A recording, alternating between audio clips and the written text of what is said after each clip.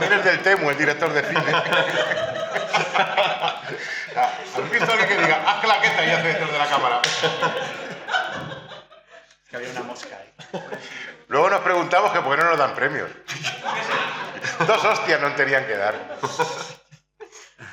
Bueno, lo primero agradeceros, como he dicho, el haber venido, el hacer estos cortos que son 3 estilos muy, muy distintos, los 3 bastante originales, con una narrativa muy original. Y bueno, pues la pregunta es a quien quiera responder primero. Lo primero, ¿qué os lleva a meteros en un corto de un género como es el terror? Bueno,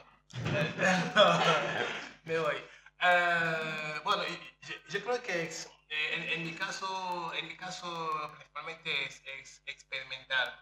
Me gusta el género de terror, me gusta llevar el drama a su máxima potencia y me gusta trabajar también forzando a los artistas de salir de su zona de confort, ¿no? Entonces, el terror en sí es un género que me ha gustado siempre porque me incomoda muchísimo y cualquier proyecto,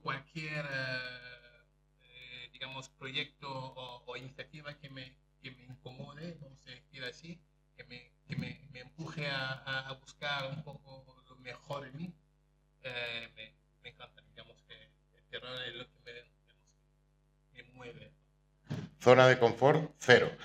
Eso es, pero así que bueno, creo que dentro de eso pues nos divertimos mucho, experimentamos mucho, probamos muchas cosas porque al final la zona de la bañera, como habéis visto, quería buscar cómo crear una situación en un espacio tan reducido, ¿no? Entonces esa incomodidad y sacar también a la actriz lo que tenga por dentro, porque son situaciones que en nuestra vida real casi, bueno, no ocurren, o sea que yo nunca presencié algo así, entonces es muy complejo para alguien que nunca ha tenido que convivir con una situación tan extrema, poder hacerlo también, para la actriz y al equipo. Bueno, en mi caso, como actriz, es verdad que aunque no lo parezca, pero es muy divertido hacer terror, o sea, yo me lo pasé súper bien, dentro de luego pues, las complicaciones de un rodaje, pero claro, efectivamente es una situación en la que nunca te vas a ver de normal y, bueno, de hecho, precisamente por lo que decía, hubo un momento pues que dentro de esa inseguridad que tenemos también los actores, pues le pregunté al resto, digo, pero estoy bien, y digo, es que yo nunca he matado a nadie, ¿sabes? Con tanta normalidad, digo, normalmente no lo hago. Y entonces es verdad que también que te den la oportunidad de meterte en un personaje tan extremo, en una situación que tú nunca vas a vivir, es muy divertido como actriz. Entonces en ese aspecto muchas gracias. Y ya te digo, el terror puede no parecerlo, pero es divertidísimo de rodar. En el caso, por ejemplo, del corto de Método Zombie, van bastante unidos. Hombre, yo diría, o sea, Método Zombie es más bien comedia-terror que terror-comedia. Y sí, lo pasamos súper bien haciéndolo, la verdad. Y bueno, respondiendo a la pregunta que has hecho antes de por qué, la verdad es que es inconsciencia y decir, oye, no sé, de repente te sale una idea, dices, ¿por qué no? Todo el mundo te mira raro y la haces igualmente, ¿sabes? En nuestro caso, bueno, realmente como había una idea de una serie posteriormente, es cierto que me gustaba la idea de que el hecho de ser zombies hicieran que los personajes lucharan contra sí mismos. O sea, que gran parte del problema, que a mí me gusta mucho, voy a hablar de comedia más que terror, y ya lo siento, sé que estamos en Halloween y que hay que hablar de sangre y terror y vísceras, pero en este caso, digamos, el hecho de que fueran zombies y tal, pues eso, hacía que la comedia se nutre de gente fallida mentalmente. Y gente y errada y fallida interior. Y normalmente escrita por gente fallida mentalmente también. Eso no. Como yo en este comentario ahora. Entonces, me gustaba la idea eso, de los personajes luchando contra sí mismos, tratando de como integrarse en una sociedad que no les aceptaba por ser zombies y a la vez ellos, pues eso, luchando contra ellos. Me estoy repitiendo 85 veces, esa es la historia. Alberto. Pues en nuestro caso, Nacho, que es el guionista, Nacho Martínez, que es el guionista y el director, partió de una premisa que es que Elena Lanza hace muchas voces, tiene como diferentes personajes y ella para todo en su vida se relaciona con personajes. Tiene a la abuela, tiene a la niña, tiene a Belén Esteban y tiene el bebé. Entonces lo va utilizando pues según le va conveniendo en la vida o es necesario pues hacer a la abuela, hacer al niño, hacer a Belén Esteban. Y en este caso la voz del bebé a Nacho le producía como... Nos hace mucha gracia, pero también produce también un poco de cringe, de grima. Y bueno, pues ahí se le ocurrió la idea de llevarlo a hacer una crítica a la compra de bebés, a la violencia que se ejerce en el cuerpo de la mujer con esta práctica y ubicarlo en una ficticia agencia de actrices que hacen pues, este papel, que llevan a cabo experiencias paternales. Y bueno, ya en la situación había terror, había comedia y terror y el terror pues nació de esta premisa que era la voz que ponía Elena haciendo de bebé. Además hay 3 narrativas, como hemos dicho, muy distintas, que es un metraje encontrado, vamos a decirlo así, un falso documental y una revisión de una pareja histórica en este caso.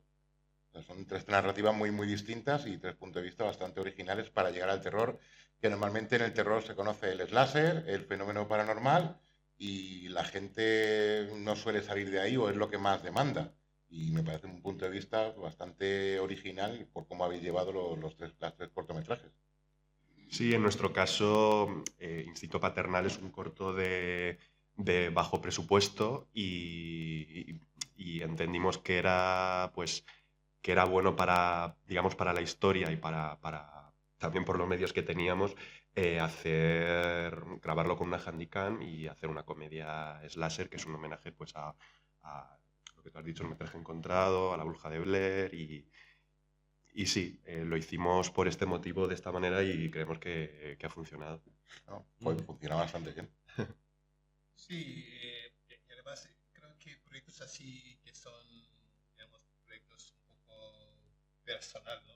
Porque al final nacen de pequeñas encuestas o pequeñas ideas que te surgen, quieres verlo visualmente, por lo general lo que me pasa, entonces soy muy creativo en mi esencia y pues poder crear algo y que tenga, que se pueda visibilizar, es también un mérito que los actores o actrices, ¿no? Que cojan un papel y que puedan prácticamente interpretar lo que tú tienes en la mente. Entonces, en ese sentido, esa experiencia de trabajar, porque yo de base no soy cineasta, me metí en el cine un poco cuando empezó toda la pandemia y demás, que nos encerramos en casa y ahí recogí mi cámara y empecé a jugar y surgieron muchos proyectos tras ello, ¿no? Entonces, y descubrí la magia que tiene el cine en su esencia y poder y lograr contar historias muy pequeñas y muchos de nosotros somos un poco, hacemos con nuestros medios, ¿no? Entonces, sacar toda la creatividad que tenemos con los medios precarios a veces es mucho mérito a veces para los equipos que se dedican a ese tipo de actividades. No, precisamente por lo que dices, que muchas veces lo hacemos con 2 duros, o sea, lo hacemos con muy poquito presupuesto, y decías tú de mezclar géneros, o sea, de meter el terror y por qué y tal, y muchas veces es eso, dices, no tengo un duro, voy a hacer algo loco, voy a meter aquí terror, o sea, no sé, en mi caso, yo. Y gusta el terror. O sea, es como, siempre hay algo impactante, obviamente, de ver terror y de esas imágenes potentes. Dices, venga, me lanzo a... No sé, no lo va a ver nadie. Y fíjate que cuando empezó el corto nos pusimos a reír todos. Lo que cuesta, de hecho creo que la comedia dentro del terror o dentro de los géneros es muy difícil. O sea, que está en la sala, que te atreves a presentar un proyecto de comedia y que la gente se ría. Yo lo he experimentado un poco en otras comedias que produje. Y en este caso, pues creo que se ha logrado, porque al final todo el tiempo en el corto pues te da como ganas de partirte de risa, ¿no? Entonces esa mezcla mala, vamos a decir, de zombie malo, creo que encaja perfectamente con la propuesta que tenéis. El caso es probar y si funciona. Cada vez se está empezando a hacer más, está llegando cada vez más cine que te lo venden como terror, que mucha gente se equivoca, claro, vas al cine, te venden una peli como terror, pero es ese tipo de terror, que es de risa. Entonces, claro, yo creo que, por lo menos en España, creo que en Estados Unidos estamos acostumbrados, aquí te lo venden como un terror, tú vas con ganas de pasar miedo y te encuentras con una película de risa, pero es otro género dentro del terror, pero hay que venderlo bien. Esto nos pasó a nosotros con esta última, ¿cómo se llama? La de los niños estos que raptan. Weapons.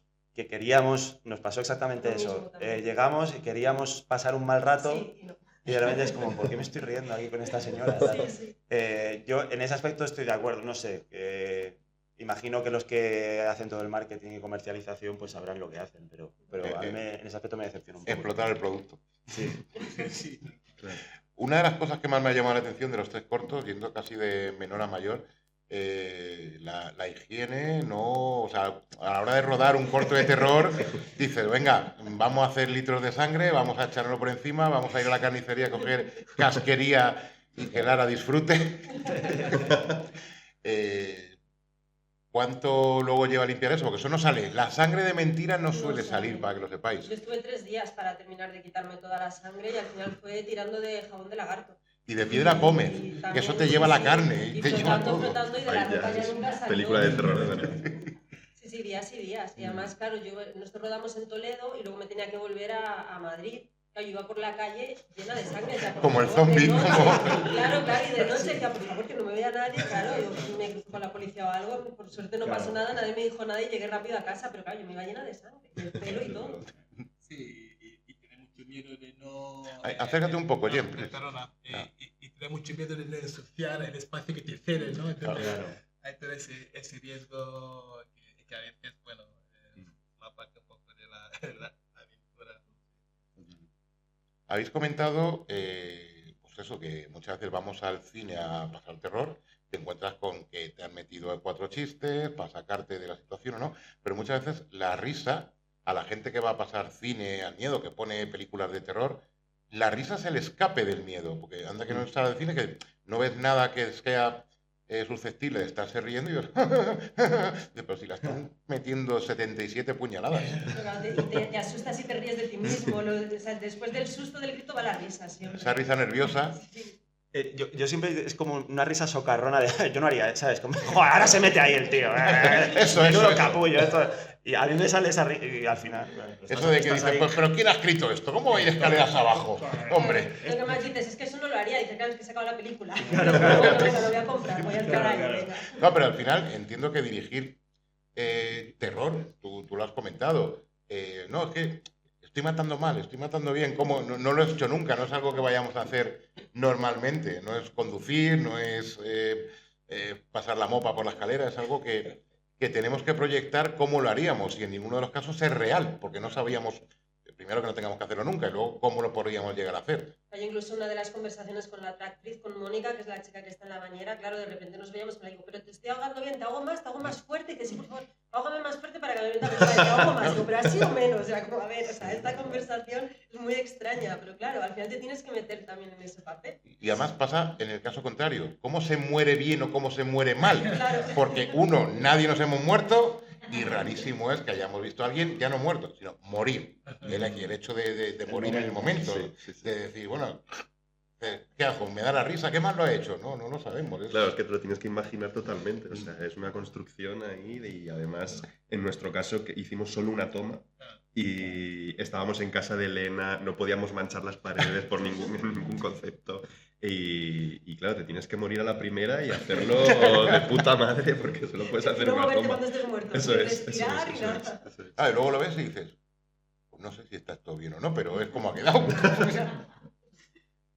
Te tienes que morir bien a la primera. Hay que confiar en... Es que al final también es como las escenas de sexo, al final. Es como son dos cosas que cuando se ven en pantalla son súper viscerales, súper tal, pero claro, luego es hiper técnico todo. O sea, es como, no, el cuchillo hace un ángulo más así, porque entonces si no te tapas no sé qué, y al final estás matando casi como... No, parece un muñeco. O sea, que... No te salgas de plano. Claro, el cuadro, no sé qué. Bueno, a lo mejor vosotros no, porque ya sí, digamos, teníamos la ayuda de la cámara. Claro, o sea, que lo vuestro es caótico a propósito, en el sí. sentido y tal, pero cuando digamos que lo opuesto a nivel, o sea, son bastante opuestos vuestros trabajos, porque el vuestro es muy técnico y muy limpio y muy pulcro en el uso de cámara y en el uso del movimiento de cámara y una serie de cosas, ¿no? Y claro, en este caso, pues... De hecho, tuvimos que ser un poco ingeniosos ahí, porque para simular la energía que tiene, pues tuvimos que tirar ciertos objetos para que provoque realmente ese desgarramiento, ¿no? de fuerza. Pues,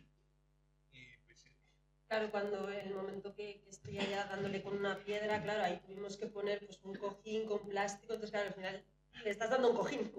Claro. Como, bueno, ¿sabes? Y te tienes que imaginar que le estás pues, dando a una persona, entonces sí que tienes ahí un poquito de tirar de imaginación, pero al final todo ayuda, porque si tuviera que hacerlo al aire sería muchísimo más complicado.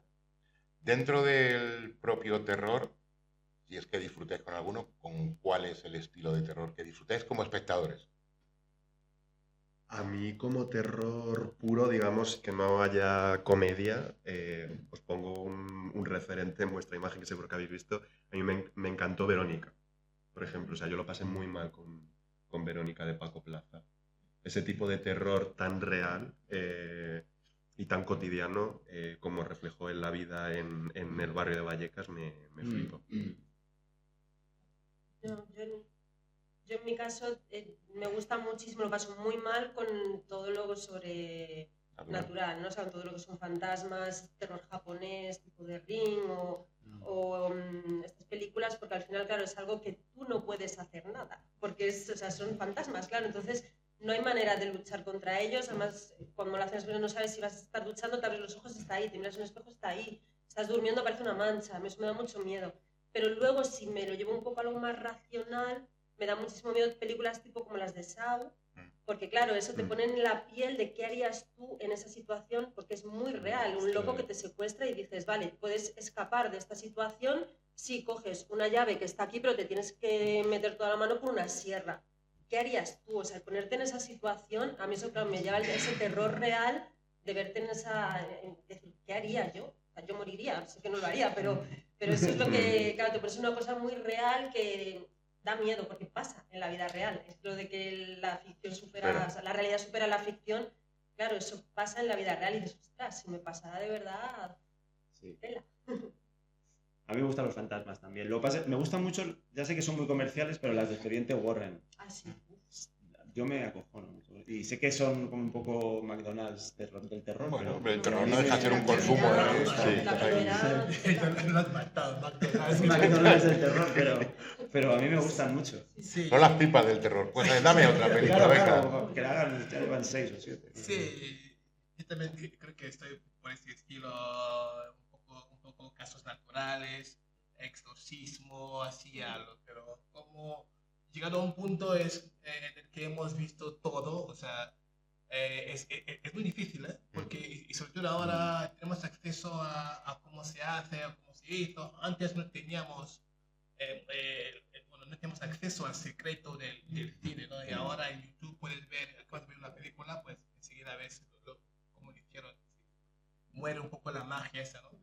Pero dentro de esto me me sigue cautivando las películas que tienen una historia real detrás que mira, esto, ¿en qué casa pasó?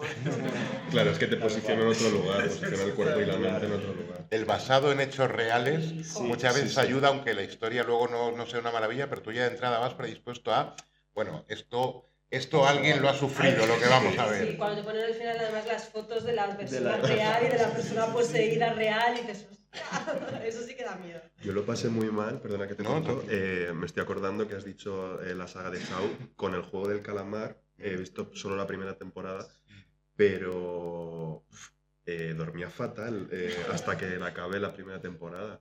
Pero no podía dejar de verla, pero la pasé realmente mal. Es algo que tienen las series de intriga o de que conllevan cierta violencia o terror, que te hacen unos enganches. Que ¿cuánta gente se ha devorado una serie en un día entero? Sí, sí, sobre todo. Sí, Ajá. Está hecho para que nos hagamos animales de consumo. Sí, total. Así de sencillo. No mires para el techo tú. ¿El qué? Claro. Sí. Que también ha cambiado la forma de consumir. Yo muchas veces lo hablo con ella, que es mi pareja. Como antes éramos, pues nos vuelve más gilipollas en la vida, y es así. Porque yo, por ejemplo, hemos visto una serie y a lo mejor nos salta 2 semanas después y digo, esta la hemos visto.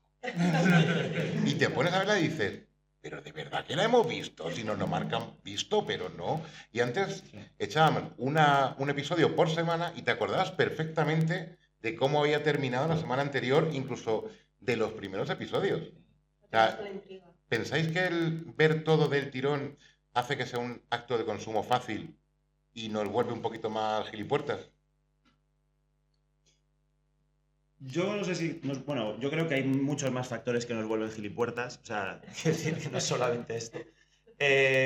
Lo que por lo menos a mí me pasa es que a mí no me da la. Yo no tengo la vida como para estar viendo una cosa, o sea, un episodio a la semana. Entonces, de repente, estoy como ocupado todo el rato y de repente un día tengo libre. Y dices, bueno, este día soy una momia cadáver aquí viendo las series como tal. Entonces, en ese aspecto está bien porque te lo tragas. Porque de otra manera, no sé si todo el mundo... Claro, cada uno depende de la rutina que tenga y de la vida que tenga. Pero yo creo que cada vez hay más gente que ese tema de los horarios no son tan fijos ahora como eran antes, quizá. Entonces, no lo sé, puede ser eso. Yo lo que creo, a lo mejor me equivoco, pero es que se está perdiendo calidad de lo que se hace. Porque hay que, como te las dan todas, la gente consume muy rápido y necesitas más contenido. Y hay más plataformas. Pero es que, claro, para poder sacar una serie o 20 series cada mes, tienes que estar produciendo. Entonces yo lo que creo es que se está yendo a hacer cosas muy fáciles, muchos remakes, muchas volver a traer cosas del pasado, spin-offs, y creo que se está perdiendo calidad de lo que se hace. Entonces si de repente salta una buena que dices, jo, por fin una buena, pues que claro, con tanto consumo tienes que dar. Y al dar y hacer las cosas rápido no te da tampoco para hacer algo bueno. Yo creo que es lo que se está resintiendo. Se estrenan una media de 25 series por semana, juntando todas las plataformas. O sea, estos son Para datos. tener una buena, es que o sea, al final los que somos también guionistas, directores, actores, actrices, necesitas tiempo para escribir un guión, tiempo para dirigir bien, tiempo para prepararte un papel. Entonces claro, si lo haces así, pues como... Y sobre todo que bueno, yo en mi vida real soy director de mundo de IT. Entonces, hablaste ahora de los guiones y demás. Yo presento porque es mi trabajo, lo fácil que se puede hacer todo ahora. O sea, con un pensamiento, pues haces una película. De hecho, yo mismo estoy experimentando con ese mundo y ya, por mucho que es verdad que cada vez hay rechazo, pero es como cuando nos llegó internet, entonces son luchas que creo que perdidas. Entonces, o nos metemos antes y adelantarnos un poco a los acontecimientos. Y para responder a tu pregunta, yo dependiendo de la serie sí que me la chupo. O sea, si me gusta todo el día, por mucho que lo dejo todo, o sea, que estoy sentado. Lo malo es lo que dices tú. Tengo todas las plataformas, pero no encuentro nada, ¿sabes? Total. Entonces, a eso hemos llegado un poco. Y ahí también casi todos tenemos mínimo 2 plataformas que pagamos al mes o al año. Y hay una ansiedad, o sea, yo siento una ansiedad porque hay cosas buenas que quieres ver, pero es que no te da tiempo a todo. Entonces, cuando te pones a ver algo, yo tengo una sensación de no disfrutarlo porque es que estoy pensando en que me queda esto, y quiero ver esto, y quiero ver lo otro. Y entonces, pues no terminas de disfrutar y pierdes la memoria de lo que realmente está pasando en esa serie. Iba a proceder a preguntar, que seguro que la gente del público quiere preguntaros algo, sea acerca de los cortos que habéis presentado o acerca de otras cosas. A ver. ¿Eh? Método Zombie va a seguir. Pues está escrito. Al final escribí una serie bien, o sea, una serie, ¿no? Ni siquiera web serie, con episodios de media hora y tal. Y lo que ocurre, y te digo la verdad, yo quiero que siga y la quiero hacer. Pero tal y como está estructurado esto, yo todavía no tengo suficiente peso en la industria como para que me compren una serie. Entonces, o sea, puedo intentar que me la venda alguien o vendérsela a alguien, pero entonces ya yo me desentiendo de ella, ¿sabes? Y me gustaría hacerla yo. Me gustaría hacerla con Aníbal, con Lara, ¿sabes? Al final es esto. Pero de hecho estábamos escuchando cómo se hace esto de las series y cómo las compran y tal, y tienes que tener un bagaje anterior enorme. Y yo todavía, pues, no lo tengo. Bueno, tiene O sea, muchos laureles, ¿eh? Bueno. Al peso eso lo cambia. Y los que no voy a decir aquí. Bueno. Es más Cine Plus. ¿Alguien más que se anime? A ver, ¿el calvo chino del fondo?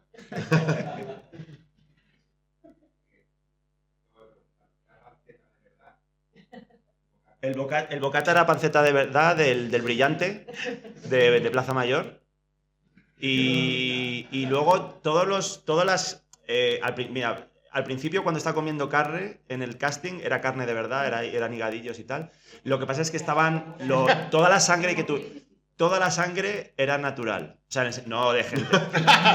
RH positivo concretamente. En el sentido de que era una mezcla de mermelada con chocolate, una cosa así. O sea, hicimos un cubo enorme de mermelada con chocolate y con colorante rojo y tal, y era comestible. Entonces era una mezcla de hígado con... Era como un marimontaña, ¿no? Un hígado del señor. Exactamente. A lo Aníbal Lecter. Y luego la tripa que se está comiendo Lara al final, es una tripa... está hecha es una media con papeles dentro y rebozada en ese mismo jugo. Oye, sacasteis el C1 de carnicería ahí. No, ahí está. Sí. YouTube. ¿Alguien más que se anime? ¿Que se ha animado? Venga.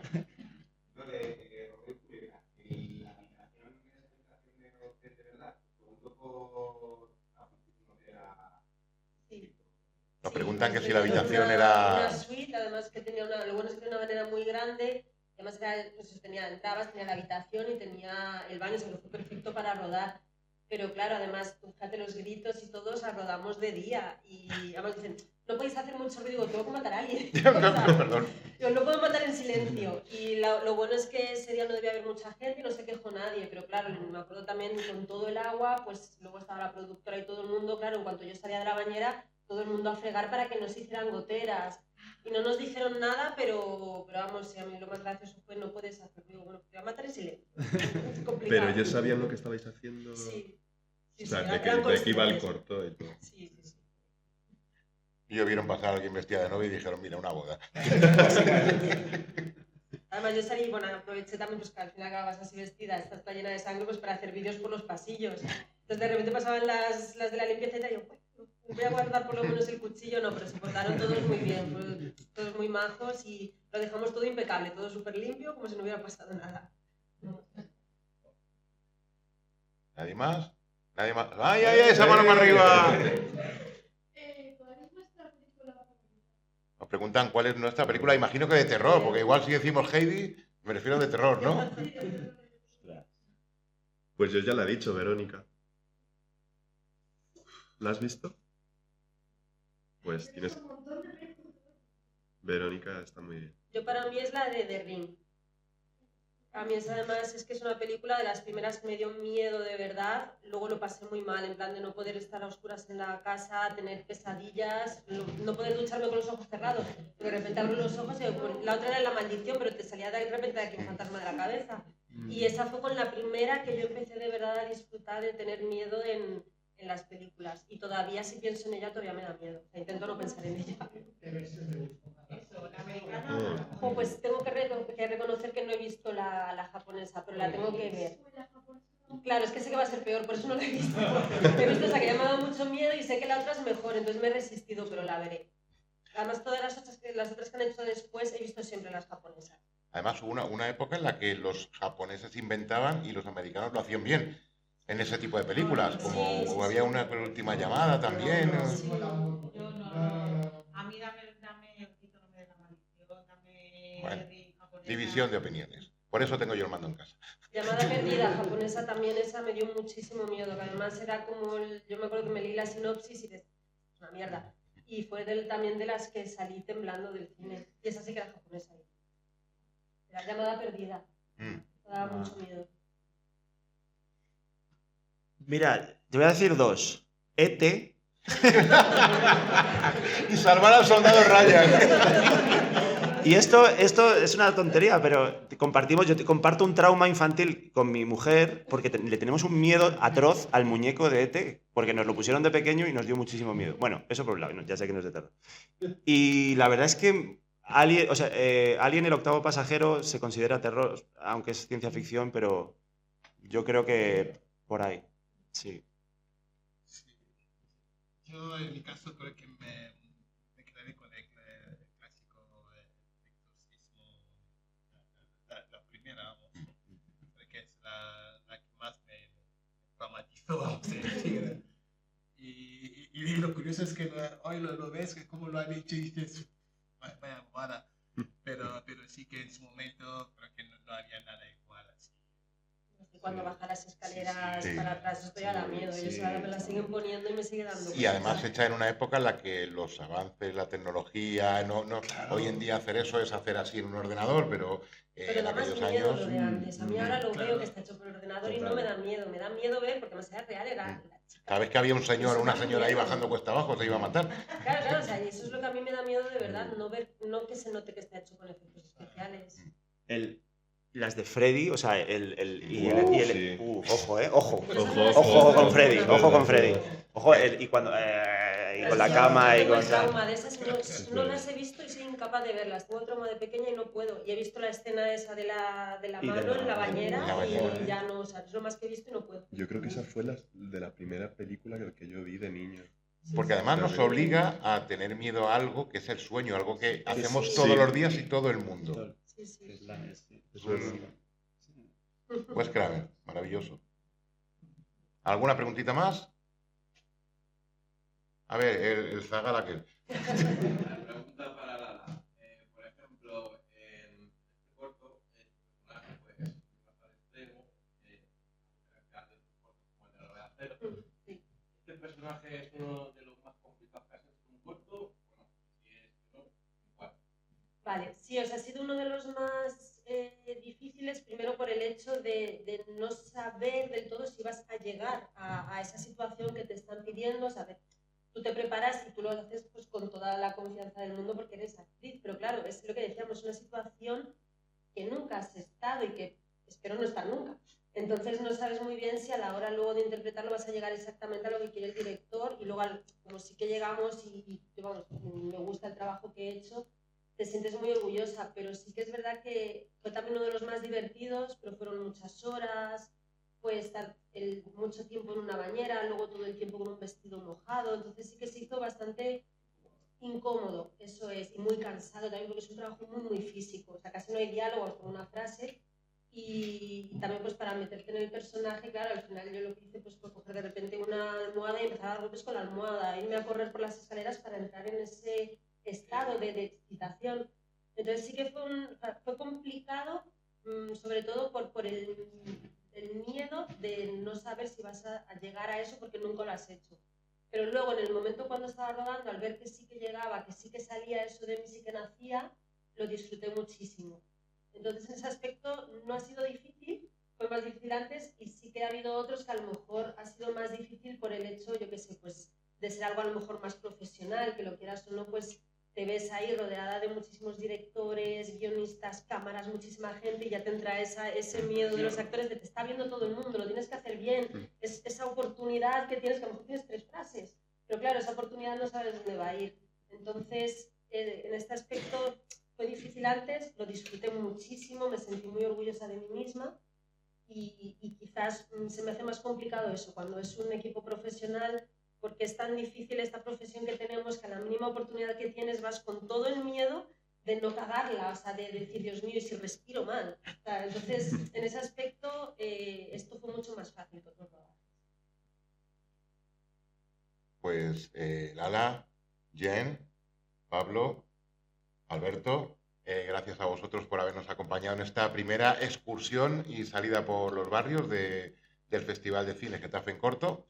Y nada, espero que lo hayáis disfrutado, que os haya parecido interesante, y nos vemos en la próxima, que no sé si tenemos fecha ya para anunciar. Julio, sí, joder, va muy bien.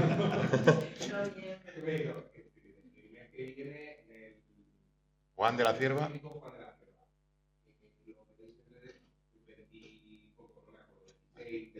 Creo que es el 26 o 28. De todas maneras, cuando lo sepamos, lo ponemos correctamente por aquí, cuando salga en YouTube, en el Centro Cívico Juan de la Cierva. Y nada, que paséis un feliz Halloween, que disfrutéis del terror.